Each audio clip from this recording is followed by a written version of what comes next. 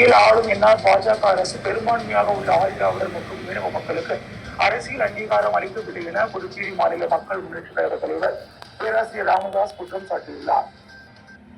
புதுச்சேரி மாநில மக்கள் முன்னேற்ற கழக தலைவர் ராமதாஸ் செய்தியாளர்களிடம் கூறும்பொழுது, சமீபத்தில் புதுச்சேரியில் நிகழ்ந்த அரசியல் மாற்றத்தில் ஆதிதிராவிடர் சமுதாயத்தை சார்ந்த ஒருவருக்கு அமைச்சர் பதவி கொடுப்பாதது அறிவுலக மேதை அண்ணல் அம்பேத்கரின் கொள்கைக்கும் சமூக நீதிக்கும் அரசியல் நீதிக்கும் எதிரானது.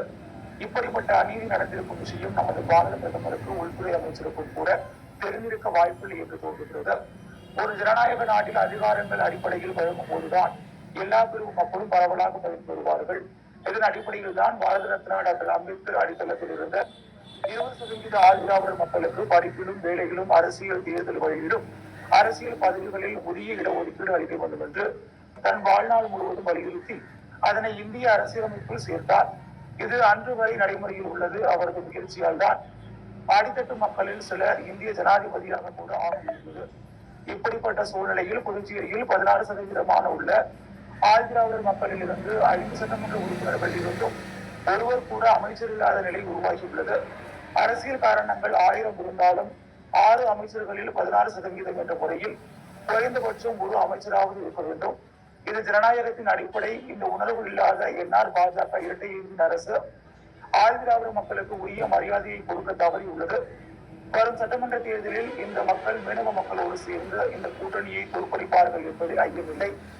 என்ஆர் கட்சியில் 3 ஆதிதிராவிட சமுதாயத்தை சார்ந்த சட்டமன்ற உறுப்பினர்கள் இருக்கின்றனர். பாஜகவில் ஒருவர் சுயேட்சையாகவும் இருக்கின்றனர். பாஜகவில் இருப்பவருக்கு சுயேட்சையாக இருப்பவருக்கும் அமைச்சர் பதவி கொடுக்க முடியவில்லை என்றார். என்ஆர் காங்கிரஸில் உள்ள ஒருவருக்கு அமைச்சர் பதவி கொடுத்து சமூக நீதியை நிலைநாட்டி இருக்கலாமே. இந்த மகத்துவமான கொள்கையை விட சொந்த காரணங்கள் என்ஆர் காங்கிரசிற்கு முக்கியமாகி இருக்கலாம்.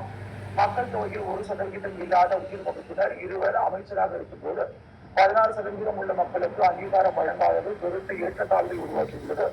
குறைவாக உள்ள உயரிய சமுதாயத்தை சார்ந்த செல்வந்தர்களுக்கும் வணிகர்களுக்கும் நிலச்சார்ந்தவர்களுக்கும் தான் இந்த அரசு பாடுபடுகிறது. பெரும்பான்மையாக உள்ள ஆதிதிராவிடர் மற்றும் மீனவ மக்களுக்கு இந்த அரசு அரசியல் அங்கீகாரம் அளிக்கவில்லை என்றால் இந்த மண்ணில் ஜனநாயகமும் சமூக நீதியும் மறுக்கப்பட்டுள்ளது என்பதுதான் அர்த்தம். இந்த அநீதிக்கான விளக்கத்தை பிஜேபியோ அல்லது என்ஆர் காங்கிரஸோ தர முடியாத நிலையில் புதுச்சேரி அனைத்து இந்திய அண்ணா திராவிட முன்னேற்ற கழகத்தின் மாநில செயலாளர் நியாயப்படுத்துவது சமூக நீதி வீராங்கனையான புரட்சி தலைவியை உதாசீனப்படுத்துவதற்கு சமம். ஆதிதிராவிட மக்களுக்கான உரிய நியாயத்தை கேட்டால் ஜாதி மத அரசியல் என்று சொல்கிறார்கள். 1985 பாடும் வரை தொடர்ந்து வைத்திலிங்கம், 1996 ஜானகிராமன் முதலமைச்சராக இருந்த போது கூட ஆதிதிராவிட சமுதாய சட்டமன்ற உறுப்பினர்கள் அமைச்சர்களாகவில்லை. எனவே இப்போது சட்டமன்ற உறுப்பினராக இல்லாதது தவறில்லை என்று கூறுவது ஒரு வாதமே இல்லை. கடந்த காலத்தில் நிகழ்ந்த தவறு நிகழ்காலத்திலும் கூட நடத்த வேண்டும் என்ற நியதியோ அவசியமோ இல்லை. 30-40 ஆண்டுகளுக்கு முன் இருந்த சமூக அரசியல் நிலை மக்களின் விழிப்புணர்வு உரிமை வீழ்ச்சி தற்போது உள்ளதை விட வேறுபட்டது. அப்போது இருந்த அரசு எல்லோரையும் உள்ளடக்கிய ஆரோக்கியமான அரசாக இருந்தது. ஆனால் இன்று அப்படி இல்லை. இச்சமுதாயத்தின் மக்கள் தொகை முன்பை விட பெருகி இருக்கிறது. அனைத்து மக்களுக்கும் கிடைக்க வேண்டிய சமூக பொருளாதார அரசியல் அதிகாரங்கள் தங்களுக்கும் கிடைக்க வேண்டும் என்று ஆதிதிராவிட மக்கள் கேட்கின்றனர். இன்றைக்கு கடந்த காலத்தை விட சிறப்பு கூறு திட்டத்தை செயல்படுத்த வேண்டிய அவசியமும் இருக்கிறது.